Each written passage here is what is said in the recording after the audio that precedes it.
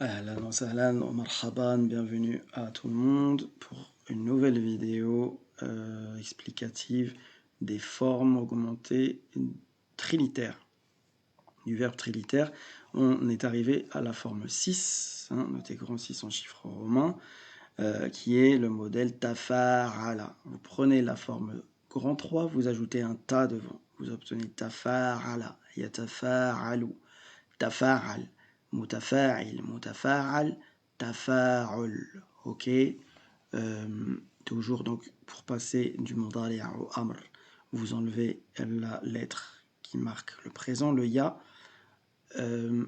Attention entre le participe actif et passif, la voyelle change, kasra pour le participe actif, fatha pour le participe passif, mutafa'il, mutafa'al. Les exemples avec tafahama, yatafahamu, tafaham, mutafahim, mutafaham, tafahum. Se comprendre mutuellement.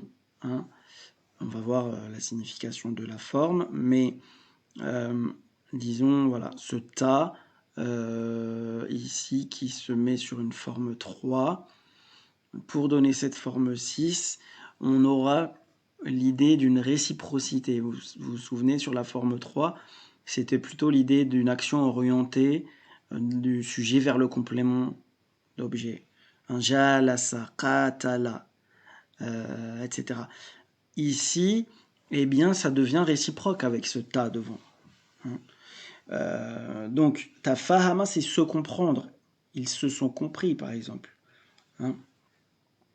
Ils se comprennent. D'accord?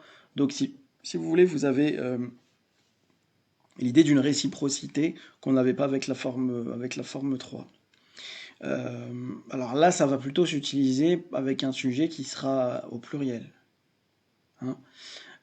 C'est pour ça que moi je le traduis aussi au pluriel, même si là il est au singulier, tout en sachant que si derrière vous êtes dans le cadre d'une phrase verbale, si vous avez donc le sujet qui est derrière, votre verbe reste au singulier, et son sujet est détaché.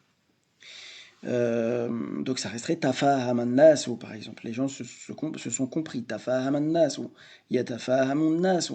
Ils se comprennent. Les gens se comprennent. Là, ça serait un impératif. Ici, celui qui fait l'action, ou ici ce qui subit l'action, et ici l'intercompréhension, la compréhension mutuelle, le fait de se comprendre, tafahum. Même chose pour tasamaha. Samaha forme 3, c'est pardonner à quelqu'un, ou excuser, ou excuser quelqu'un. Samaha, donc tasamaha, c'est se pardonner et s'excuser mutuellement. Donc tasamaha yatasamahu, tasamah, mutasamih, mutasamah, tasamuh. Donc passé présent, tasamaha, tasamaha nas, yatasamahu nas, tasamah impératif, mutasamih, mutasamah, tasamuh, le fait de se pardonner. Le fait de se tolérer aussi, la tolérance, tasamuh. Et enfin, taqabala, se rencontrer. Qabala, rencontrer quelqu'un, forme 3. Taqabala, se rencontrer. Taqabala, yataqabalu, taqabal, mutaqabil, mutaqabal, taqabul. Tout simplement. Parmi les sens, les significations de cette forme, vous avez tout d'abord التشريك بين اثنين فأكثر فيكون كل منهما فاعلا في اللفظ مفعولا في المعنى بخلاف فعل. Oui. Donc, on va retrouver quelque chose qui est proche de fa'ala, de la forme 3. C'est l'idée que, donc, il y a une action dirigée de l'un vers l'autre, mais en réalité, avec cette forme 6, avec ce ta présent en plus, eh bien, il y aura la réciprocité. Donc, il y a une notion d'action réciproque. Alors que fa'ala n'est pas réciproque. Qatala, c'est lutter contre quelqu'un, combattre quelqu'un. Mais taqatala, le combat est mutuel. On se combat, on s'entre-combat. Pareil, takhasama, on se dispute. Et c'était la même chose pour les exemples ici. Il y a taqabala, tasamaha, etc. D'accord? Donc c'est une notion d'action réciproque. Donc,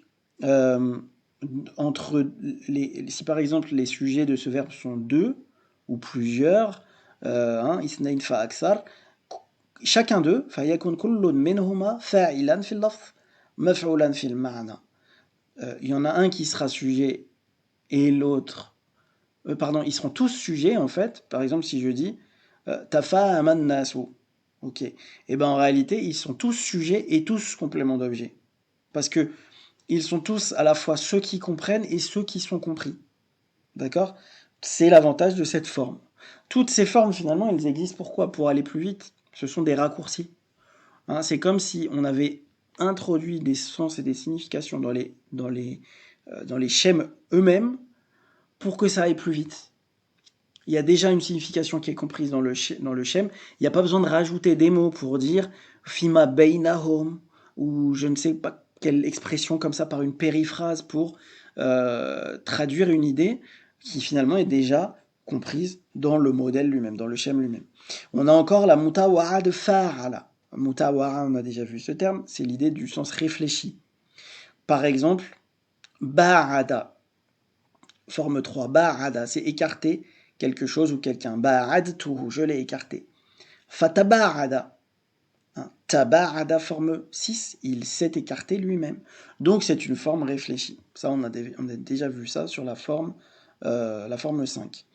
On a encore un autre sens, at-tadhahuru bil-fi'l, duna haqiqati. Là, c'est l'idée de feindre quelque chose, de faire semblant de faire quelque chose ou d'être dans une situation quelconque. Hein. Donc, mimer, faire semblant, donc ça signifie sans que ce soit réel. Hein. Par exemple, tanawama, yatanawamu, faire semblant de dormir. Tarafala, yatarafalu, ou encore tajahala, yatajahalu, faire semblant de ne pas savoir, d'être distrait. أي أظهر النوم أظهر الغفلة أظهر الجهل. Donc faire semblant, vous avez aussi cette signification avec ce modèle tafa'ala. Voilà, sachant que les deux premiers sont les plus courants. Voilà pour cette forme 6. Retenez encore une fois le schème avec un exemple ou un exemple tout seul. Et ça doit être maîtrisé. Il faut que vous soyez en mesure de reconnaître ces formes quand vous les trouvez dans un texte pour les lire correctement, parce que la vocalisation ne sera pas toujours là. Bon courage, bon travail et à très vite. Ma'as salama.